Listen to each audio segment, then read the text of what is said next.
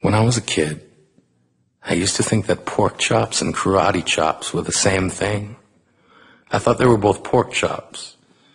And because my grandmother thought it was cute, and because they were my favorite, she let me keep doing it. Not really a big deal. One day, before I realized fat kids are not designed to climb trees, I fell out of a tree and bruised the right side of my body. I didn't want to tell my grandmother about it because I was scared I'd get in trouble for playing somewhere I shouldn't have been. A few days later, the gym teacher noticed the bruise and I got sent to the principal's office. From there, I was sent to another small room with a really nice lady who asked me all kinds of questions about my life at home. I saw no reason to lie. As far as I was concerned, life was pretty good. I told her whenever I'm sad, my grandmother gives me karate chops. This led to a full-scale investigation, and I was removed from the house for 3 days until they finally decided to ask how I got the bruises. News of this silly little story quickly spread through the school, and I earned my first nickname, Pork Chop. To this day, I hate pork chops. I'm not the only kid who grew up this way, surrounded by people who used to say that rhyme about sticks and stones. As if broken bones hurt more than the names we got called, and we got called them all. So we grew up believing no one would ever fall in love with us, that we'd be lonely forever, that we'd never meet someone to make us feel like the sun was something they built for us in their tool shed. So broken heartstrings bled the blues as we tried to empty ourselves so we would feel nothing. Don't tell me that hurts less than a broken bone, that an ingrown life is something surgeons can cut away, that there's no way for it to metastasize. It does. She was 8 years old. Our first day of grade 3 when she got called ugly. We both got moved to the back of class so we would stop getting bombarded by spitballs. But the school halls were a battleground where we found ourselves outnumbered day after wretched day. We used to stay inside for recess because outside was worse. Outside we'd have to rehearse running away or learn to stay still like statues, giving no clues that we were there in grade 5. They taped a sign to the front of her desk that read, "Beware of dog."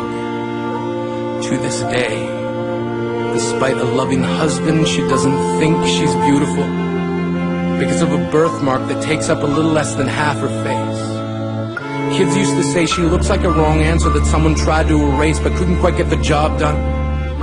And they'll never understand that she's raising 2 kids whose definition of beauty begins with the word mom. Because they see her heart before they see her skin. Because she's only ever always been amazing. He was a broken branch grafted onto a different family tree. Adopted. Not because his parents opted for a different destiny. He was 3 when it became a mixed drink of 1 part left alone and 2 parts tragedy. Started therapy in 8th grade, had a personality made up of tests and pills, lived like the uphills were mountains and the downhills were cliffs, 4/5 suicidal, a tidal wave of antidepressants, and an adolescence being called pauper. 1 part because of the pills, 99 parts because of the cruelty. He tried to kill himself in grade 10 when a kid who could still go home to mom and dad had the audacity to tell him, "Get over it." As if depression is something that can be remedied by any of the contents found in a first aid kit. To this day, he's a stick of TNT lit from both ends. Could describe to you in detail the way the sky bends in the moments before it's about to fall.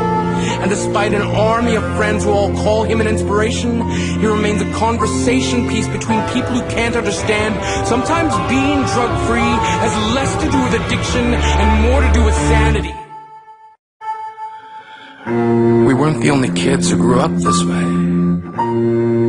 To this day, kids are still being called names. The classics were, "Hey, stupid," "Hey, spaz."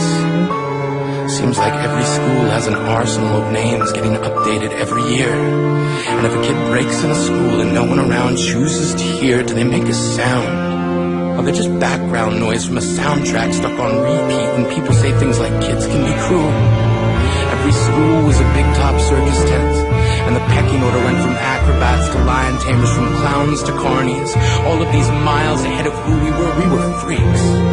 Lobster-clawed boys and bearded ladies. Oddities juggling depression and loneliness, playing solitaire, spinning the bottle, trying to kiss the wounded parts of ourselves and heal. But at night, while the others slept, we kept walking the tightrope. It was practice, and yes, some of us fell. But I want to tell them that all of this is just debris, left over when we finally decide to smash all the things we thought we used to be. And if you can't see anything beautiful about yourself, get a better mirror. Look a little closer. Stare a little longer. Because there's something inside you that made you keep trying despite everyone who told you to quit. You built a cast around your broken heart, and signed it yourself, you signed it. They were raw. Because maybe you didn't belong to a group or a clique. Maybe they decided to pick you last for basketball or everything. Maybe you used to bring bruises and broken teeth to show and tell but never told. Because how can you hold your ground if everyone around you wants to bury you beneath it? You have to believe that they were raw. They have to be wrong. Why else would we still be here? We grew up learning to cheer on the underdog because we see ourselves in them. We stem from a root planted in the belief that we are not what we were called. We are not abandoned cars stalled out and sitting empty on some highway. And if in some way we are, don't worry. We only got out to walk and get gas. We are graduating members from the class of we made it. Not the faded echoes of voices crying out names will never hurt me. Of course, they did.